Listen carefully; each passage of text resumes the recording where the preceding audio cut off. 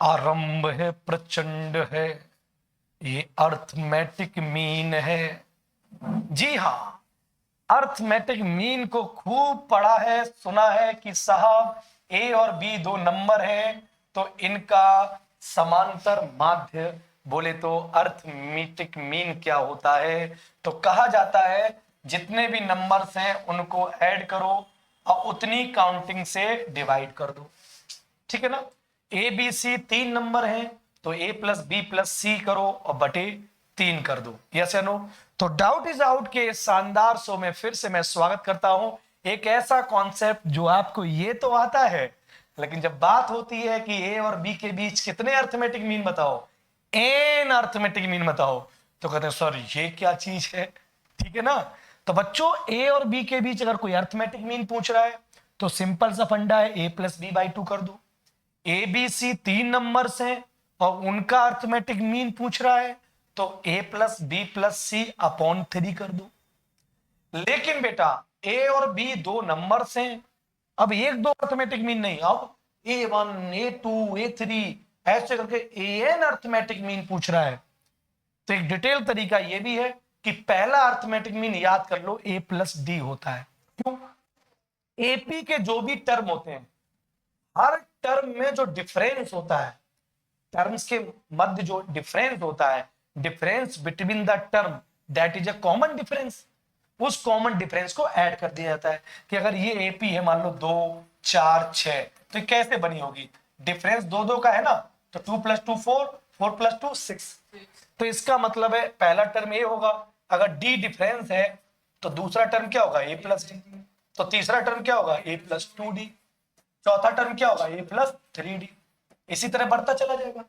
इसका मतलब है जो मीन है, मीन का मतलब मिडिल में, मिडिल मतलब मध्य में, तो मीन कभी भी स्टार्टिंग का और लास्ट वाला तो हो नहीं सकता है। तो मीन तो इनके बीच में ही होगा, इन दो पदों के बीच में ही होगा। तो बीच में कौन सा, ए प्लस डी। तो पहला जो मीन आएगा वो ए प्लस डी आएगा। क्या आएगा, दूसरा क्या आ जाएगा, ए प्लस 2d। तीसरा क्या आएगा, ए प्लस 3d। ऐसे एनवा क्या आएगा, ए प्लस एन डी। हम कहें 10वां क्या आएगा, तो A plus no no 10d। Mean, mean तो यहां से शुरू ही होता है, इससे तो होगा नहीं, तो यहां से होगा। वो तो एनवा पद का सूत्र है, एक कम करना। मीन की बात करें, समझ में आया। देखो डाउट आने लगे और वही दूर होने लगे, इसीलिए डाउट इज आउट है। तो क्वेश्चन ये उठा कि अगर हमें ए और बी के बीच कितने मीन निकालने का मेरा टास्क है, एन का, तो हम पहला दूसरा तीसरा ऐसे लिख के निकाल सकते हैं। ए एग्जामिनर देगा बल्ले बल्ले, लेकिन प्रॉब्लम यहां पर ये है कि वो तो बल्ले बल्ले, लेकिन डी कहां से निकालेंगे।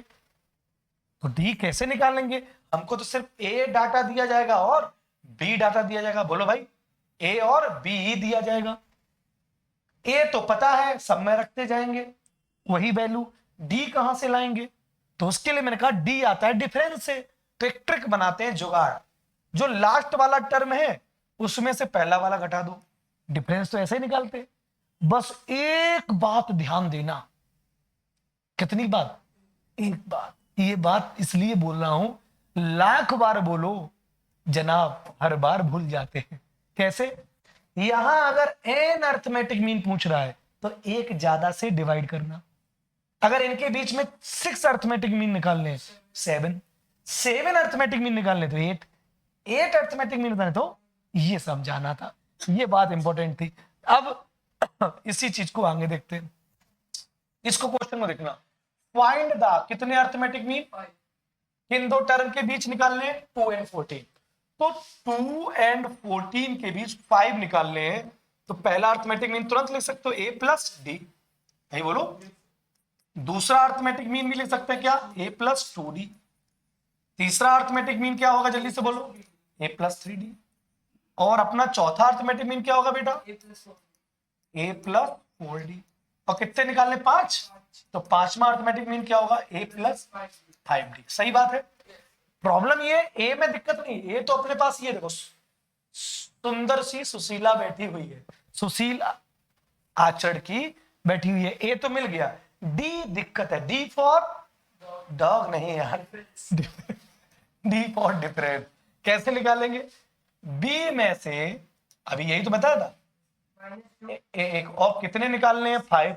बस 6 से, ये स्टार पॉइंट था, 6 से डिवाइड करेंगे तो कितना 12/6 मींस 2। आ गया कि नहीं आ गया? डी सिंपल सा रख दो। ए तो पता ही है, डी मिल गया, कितना आया 4। ए पता है, डी मिल गया, 2 2 जा 4, कितना आया 6। ए पता है, डी मिल गया 6, कितना आ गया 8। अरे बोलो, ए पता है, डी मिल गया 8, कितना आया 10। ए पता है, डी मिल गया, कितना आया 12। अब ऐसे भी मारो गोली, 5 बताने थे, पहला 4, दूसरा 6, उतना ही उतना डिफरेंस ऐड करते, 6 8 10 12, काम खत्म। ज्यादा तमाशा करने का नहीं है। बोर्ड एग्जाम है तो तमाशा करना पड़ेगा, कंपटीशन है तो कोई भी तमाशा करने की जरूरत नहीं है। बोलो भाई, इतनी बात समझ में आई? ये हो गए बच्चों। अब जैसे मैं कहूं इन 5 अर्थमेटिक मीन का सम क्या होगा, इन 5 अर्थमेटिक मीन का मैं ये कहूं सम क्या होगा, तो ऐड करना जरा। 12 और 10 कितना होगा 22, 8 कितना होगा 30, 36 और 36 और 4 कितना होगा 40। Yes no?